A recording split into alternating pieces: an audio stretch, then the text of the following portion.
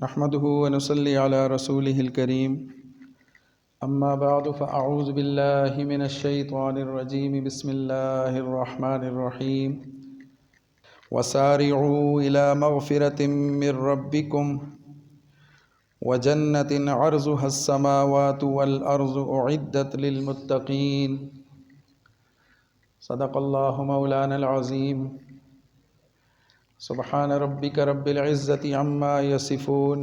وسلام على المرسلين والحمد لله رب العالمين۔ میرے انتہائی واجب الاحترام معزز سامعین کرام، شعبان کے مہینے کا آخری ہفتہ ہے اور آئندہ غالب گمان یہی ہے کہ جمعرات کے دن سے رمضان کا مہینہ شروع ہو جائے گا۔ رسول اللہ صلی اللہ علیہ وسلم نے فرمایا، دعا فرمائی، اللہم بارک لنا فی شعبان وبلغنا رمضان۔ تو رمضان المبارک کا انتہائی بابرکت اور فضیلت والا مہینہ چند ہی دنوں میں شروع ہونے والا ہے۔ اللہ تعالی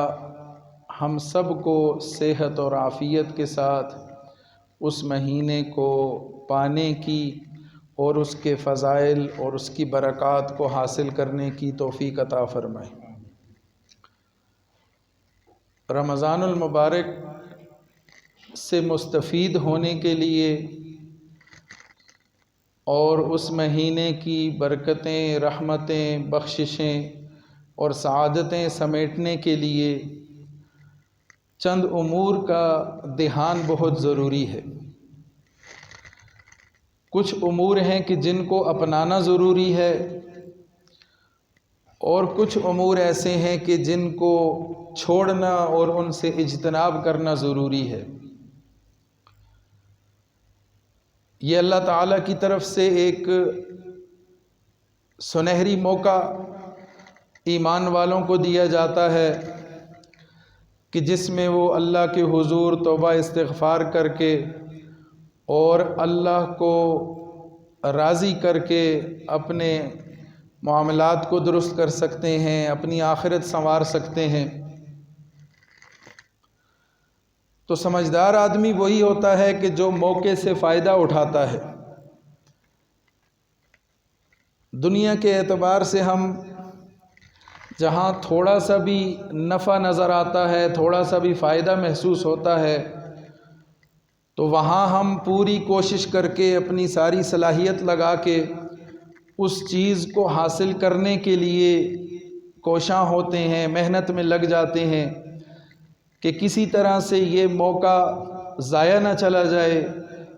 اس موقع کو میں کام میں لاؤں اور ہو سکتا ہے کہ میں کامیاب ہو جاؤں، اس امید پر بھی کوشش جاری رکھی جاتی ہے۔ کسی محکمے میں کوئی بھرتی آ گئی، کہیں کسی جگہ داخلے کا اعلان ہو گیا، اس قسم کے امور دیکھ کر اگر ہمیں یقین نہ بھی ہو تو امید پر بھی لوگ اس موقع کو حاصل کرنے کے لیے، اس موقع سے فائدہ اٹھانے کے لیے اس میدان میں کود پڑتے ہیں۔ موقع سے فائدہ سمجھدار آدمی فوراً اٹھا لیتا ہے۔ تو دنیا کے اعتبار سے تو الحمدللہ ہم بہت سمجھدار واقع ہوئے ہیں، ہم کسی موقع کو ہاتھ سے جانے نہیں دیتے۔ کہیں امید بھی، معمولی سی امید بھی ہو تو وہاں بھی ہم کوشش ضرور کرتے ہیں کہ ہو سکتا ہے کہ میرا چانس لگ جائے، میرا موقع ضائع نہ چلا جائے اور مجھے یہ نفع حاصل ہو جائے۔ تو آخرت کے اعتبار سے بھی ایک حسین موقع، ایک بہترین مہینہ اللہ تعالیٰ کی طرف سے عطا ہوا۔ اللہ تعالیٰ کی طرف سے مختلف مواقع ایمان والوں کو ملتے رہتے ہیں، نصیب ہوتے رہتے ہیں۔ تو جو سمجھدار لوگ ہیں وہ اس موقع سے فائدہ اٹھاتے ہیں، اس کو عبادت میں صرف کرتے ہیں، نیکیوں میں اضافہ کرنے کی کوشش کرتے ہیں، اللہ کو راضی کرنے کی کوشش کرتے ہیں، اور جو بے وقوف لوگ ہیں وہ ان موقعوں کو ضائع کر دیتے ہیں۔ اور وہ ضائع کیے ہوئے موقع پھر آخرت میں ان کے لیے حسرت کا سبب بنیں گے، وہ افسوس کریں گے، وہ وہاں اللہ کے حضور روئیں گے، گڑ گڑائیں گے، آہوزاری کریں گے، افسوس کا اظہار کریں گے اور اللہ سے مہلت مانگیں گے کہ اے اللہ ہمیں ایک موقع اور دے دے، ایک دفعہ دوبارہ دنیا میں بھیج دے، ہم سارے کام درست کر دیں گے، ہم سارے اعمال نیک کر لیں گے، ہم سارے درست اعمال کو اختیار کر لیں گے۔ لیکن ایک دفعہ جب یہ دنیا کا موقع ہاتھ سے چلا گیا تو پھر واپس آنے کا کوئی راستہ نہیں ہے۔ لہٰذا اسی ملے ہوئے موقع کو، اسی ملی ہوئی زندگی کو، انہی ملے ہوئے لمحات کو، انہی میسر شدہ سانسوں کو اور زندگی کو غنیمت سمجھ کر ان کو قیمتی بنایا جائے اور ان میں وہ اعمال کیے جائیں کہ جو اللہ کی رضا کا سبب ہوں، اور ان اعمال سے بچا جائے کہ جو اللہ کی ناراضگی کا سبب ہیں اور اللہ کی طرف سے غصے اور ناراضگی کا جن پر اظہار کیا گیا ہے۔ تو رمضان کا مبارک مہینہ آنے والا ہے۔ اس رمضان کے مہینے سے میں نے عرض کیا مستفید ہونے کے لیے ہمیں چند امور اختیار بھی کرنا ہوں گے اور چند امور سے بچنا بھی ضروری ہے، تب جا کر ہمارا یہ مہینہ اللہ کے ہاں ہمارے لیے یہ مہینہ بابرکت بھی ہوگا، فضیلت کا باعث بھی ہوگا اور انشاءاللہ ہماری بخشش کا بھی ذریعہ بنے گا۔ تو جو اعمال اختیار کرنے ہیں ان میں سب سے پہلا عمل، سب سے پہلی چیز جس کو ہم نے اپنے عمل میں شامل کرنا ہے وہ سب سے پہلا عمل ہے اخلاص۔ اخلاص کے بغیر، نیت کے صاف ہونے کے بغیر، نیت کے درست ہونے کے بغیر اور کسی عمل کا خالص اللہ کے لیے نہ ہونے کی وجہ سے وہ مردود ہو جاتا ہے۔ اگر نیت درست نہیں ہوگی، اگر نیت میں کھوٹ ہوگا، اگر مقصد دکھلاوا ہوگا، مقصد ریاکاری ہوگا، تو پھر وہ بڑے سے بڑا عمل بھی اللہ کے ہاں مردود ہوگا۔ اور اگر نیت درست ہوگی، دل میں اخلاص ہوگا، مقصد صرف اللہ کو راضی کرنا ہوگا، اللہ کا حکم پورا کرنا ہوگا، تو اس نیک نیتی کی وجہ سے، اس اخلاص کی وجہ سے معمولی سا عمل بھی اللہ کے ہاں قابل قبول ہوگا اور وہ اس بڑے عمل سے بڑھ جائے گا کہ جس کی پیچھے ریاکاری اور بدنیتی شامل ہوگی۔ تو سب سے پہلی چیز جس کو ہمیں اختیار کرنا ہوگا تاکہ ہم رمضان کی برکات حاصل کر سکیں، اخلاص ہے کہ جس کو ہم نے اختیار کرنا ہے اور اس کی برکت سے انشاءاللہ اللہ ہمارے اعمال کو بھی قبول فرمائیں۔ وما امروا الا ليعبدوا اللہ، اللہ نے اپنی بندگی کا حکم دیا ہے مخلصین لہ الدین، دین کو اسی کے لیے خالص کر کے عمل کرنا ہے۔ حنفاء ویقیموا الصلاۃ ویؤتوا الزکاۃ، بالکل یکسو ہو کر نماز قائم کریں اور زکوٰۃ دیں۔ وذالک دین القیمہ، اور یہی محکم دین ہے۔ تو عمل اخلاص کے ساتھ ہوگا، خالص اللہ کی رضا کے لیے ہوگا تو اللہ کے ہاں قابل قبول بھی ہوگا، ہمارے لیے باعث نجات بھی ہوگا اور ہماری بخشش کا ذریعہ بھی ہوگا۔ تو اس لیے نیت کو درست کرنا، اخلاص پیدا کرنا اور عمل کو خالص اللہ کی رضا کے لیے ادا کرنا یہ ضروری ہے، تب جا کر ہمیں رمضان کے جو فوائد ہیں، جو فضائل ہیں وہ حاصل ہوں گے انشاءاللہ۔ دوسری چیز شرک سے بیزاری۔ شرک تمام اعمال کو غارت کر دیتا ہے، ختم کر دیتا ہے اور یہ ظلم عظیم قرار دیا گیا ہے۔ ان الشرک لظلم عظیم، اور شرک کرنے والے کی بخشش بھی نہیں ہے، معافی بھی نہیں ہے۔ ان اللہ لا یغفر ان یشرک بہ ویغفر ما دون ذلک لمن یشاء، اللہ شرک ہرگز معاف نہیں کرے گا، شرک کے علاوہ کوئی بھی گناہ ہو اللہ تعالیٰ معاف کر دیں گے جسے چاہیں گے، لیکن شرک کرنے والے کو کبھی ہرگز کسی صورت میں اللہ معاف نہیں کریں گے۔ اللہ کی ذات میں، اللہ کی صفات میں کسی کو شریک ٹھہرانا اور یہ سمجھنا کہ اللہ بھی کرتا ہے اور یہ بھی کرتا ہے، اللہ بھی پالتا ہے اور وہ بھی پالتا ہے، اللہ بھی نجات دیتا ہے اور ساتھ کسی اور کو شریک کر لینا کہ وہ بھی شاید نجات دیتا ہے، اللہ مدد کرتا ہے ساتھ کسی اور کو بھی شامل کر لینا کہ وہ بھی مدد کرتا ہے، اللہ حالات سنوارتا ہے کوئی اور بھی سنوارتا ہے، اللہ حالات کے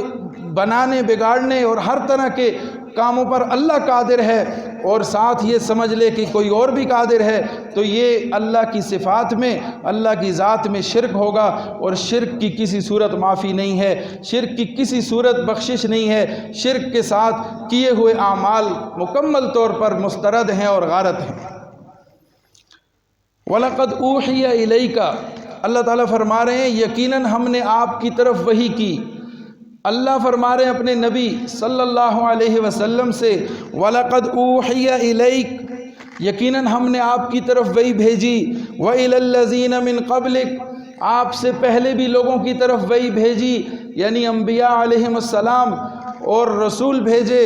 ان کی طرف وحی بھیجی، جیسے آپ پر وحی بھیجی ایسے ہی ان پر بھی وحی بھیجی، اپنا پیغام بھیجا۔ لَإِنْ أَشْرَكْتَ، اگر تم شرک کرو گے، اگر آپ شرک میں مبتلا ہوں گے، اگر آپ کوئی ایسا عمل کریں گے جو شرک سمجھا جائے گا، تو لَيَحْبَطَنَّ عَمَلُكَ، ہم آپ کے اعمال کو بھی غارت کر دیں گے، ہم آپ کے اعمال کو بھی ختم کر دیں گے، وَلَتَكُونَنَّ مِنَ الْخَاسِرِينَ، اور آپ خسارہ پانے والوں میں سے ہو جائیں گے۔ اب یہ خطاب کس کو ہے؟ رسول اللہ صلی اللہ علیہ وسلم کو خطاب ہو رہا ہے، اور فرمایا کہ آپ کو اور آپ سے پہلے آنے والے انبیاء کو ہم نے وحی کی ہے، ہم نے اپنا پیغام بھیجا ہے، ہم نے فرشتہ بھیجا ہے پیغام دے کر، اور فرمایا کہ اگر آپ میں سے بھی کوئی شرک میں مبتلا ہوگا، یہ اتنا بڑا ظلم ہے، یہ اتنا ناقابل معافی جرم ہے کہ اگر انبیاء میں سے بھی کوئی اس میں مبتلا ہوگا، لَإِنْ أَشْرَكْتَ، اگر تم نے بھی شرک کیا، لَيَحْبَطَنَّ عَمَلُكَ وَلَتَكُونَنَّ مِنَ الْخَاسِرِينَ، ہم آپ کے اعمال کو بھی ضائع کر دیں گے اور آپ بھی خسارہ پانے والوں میں سے ہو جائیں گے۔ تو انبیاء علیہم السلام سے یہ خطاب کر کے فرما دیا کہ کسی صورت میں کسی بھی شخص کے لیے شرک کے قریب جانا بھی کسی صورت میں قابل قبول نہیں ہے، اور شرک وہ عمل ہے کہ جس کی کوئی معافی نہیں ہے۔ تو رمضان کے حوالے سے ہمیں پہلا عمل جو اختیار کرنا ہے وہ اخلاص ہے، نیت صاف کرنی ہے، خالص اللہ کی رضا کے لیے عمل کرنا ہے، اور دوسری چیز شرک سے بیزار رہنا ہے، شرک کو قریب نہیں آنے دینا، چاہے وہ اللہ کی ذات میں شرک ہو، چاہے وہ اللہ کی صفات میں شرک ہو، ہر قسم کے شرک سے بچنے کی کوشش کرنی۔ تیسری چیز صرف اور صرف سنت کی اتباع کرنی ہے، اپنی من چاہی عبادات، اپنی مرضی کے کچھ اعمال بنا لینا خود سے اور ان کو کار ثواب سمجھنا، یہ شریعت میں قابل قبول نہیں ہے۔ عمل وہی ہوگا کہ جو رسول اللہ صلی اللہ علیہ وسلم نے کر کے بتا دیا، یا جس کا حکم ارشاد فرما دیا، جس کا جو صحابہ نے اپنے عمل کے ذریعے ہم تک پہنچا دیا، وہی عمل قابل قبول ہے۔ حضور نے فرمایا من عمل عملا لیس علیہ امرنا فہو رد،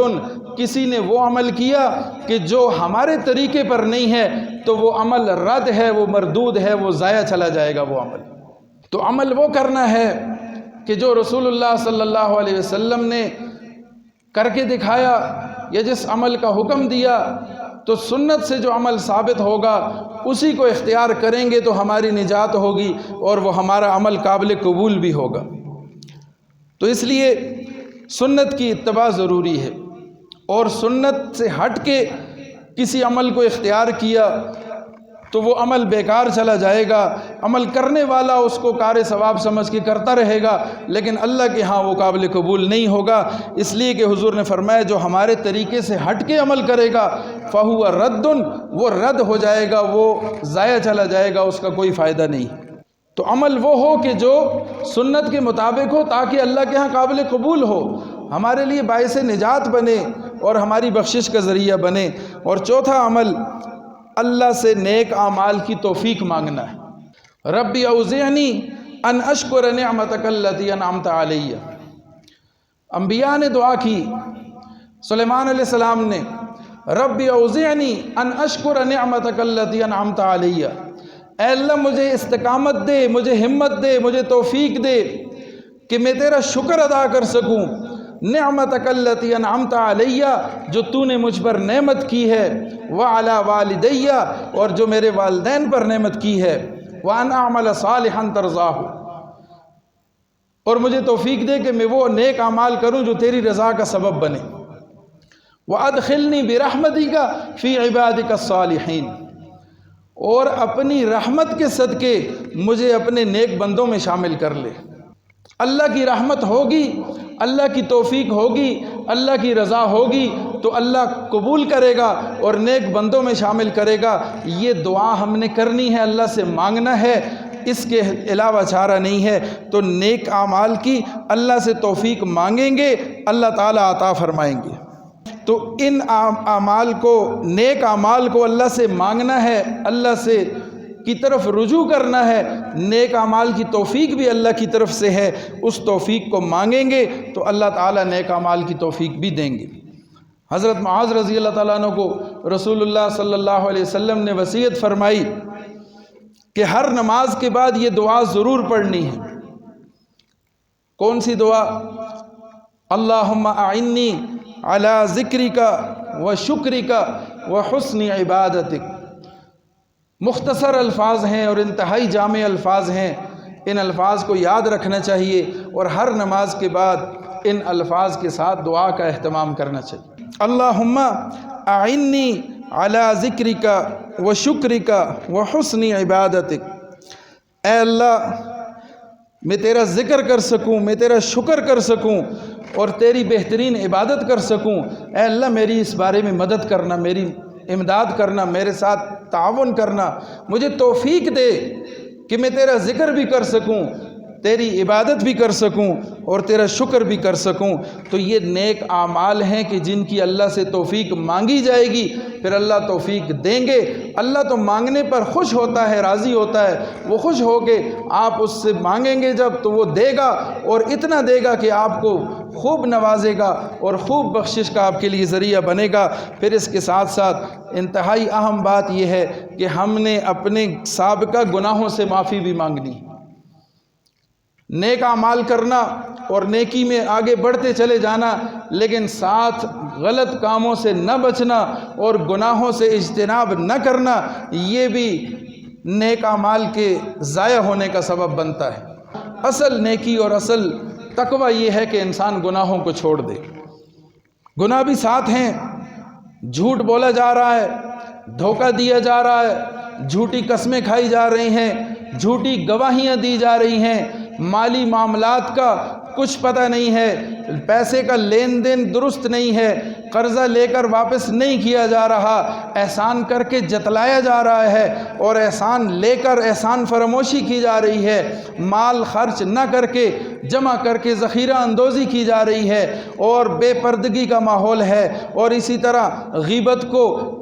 ایک فن سمجھا جا رہا ہے، جھوٹ کو، دھوکے کو ایک فن سمجھا جا رہا ہے۔ اس قسم کے لاتعداد گناہ ہیں جو ہمارے معاشرے میں عام ہیں اور جن کو ہم برا سمجھنا بھی چھوڑ بیٹھے ہیں۔ ان سے توبہ کی توفیق پھر کیسے ہوگی؟ ان گناہوں کو جب گناہ ہی نہیں سمجھیں گے تو پھر ان سے توبہ کی توفیق کیسے ہوگی؟ تو اس لیے ضروری ہے کہ نیک اعمال کی توفیق بھی اللہ سے مانگیں، نیک اعمال میں آگے بھی بڑھیں، زیادہ سے زیادہ ان کو کرنے کی کوشش کریں، لیکن ساتھ ساتھ اپنے گناہوں پر بھی نظر ہو، برائیوں سے بچنے کی طرف بھی توجہ ہو کہ کس طرح یہ برے اعمال میرے اندر سے ختم ہو جائیں، میرے روزمرہ کے معمولات میں سے جھوٹ ختم ہو جائے، دھوکہ ختم ہو جائے، غیبت ختم ہو جائے، اور دوسروں کو تانے دینا اور دوسروں کے ساتھ ناراضگیاں پالنا اور دل میں بغض رکھنا اور دل میں برائی رکھنا، اس قسم کے سارے گناہ میرے اندر سے ختم ہو جائیں۔ اس کے لیے بھی اللہ سے مانگنا ہے اور ان گناہوں کو چھوڑنا ہے،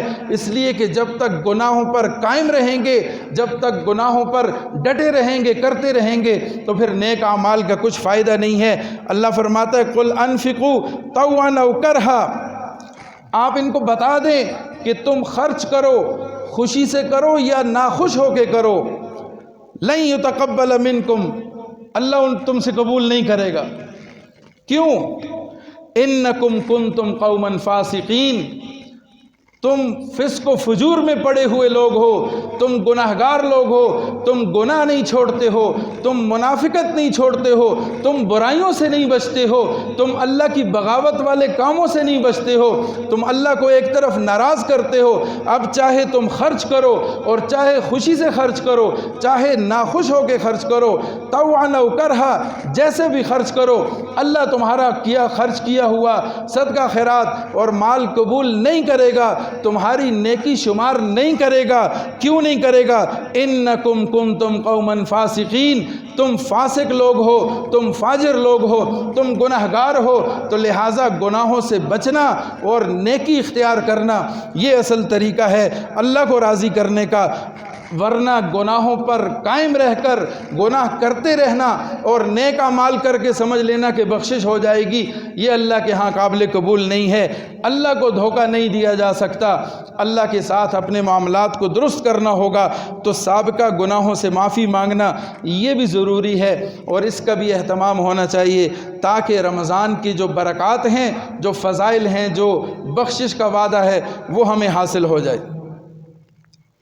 پھر رمضان کے اندر ایمان اور ثواب کی نیت سے روزہ رکھنا، اس کو بوجھ نہ سمجھنا،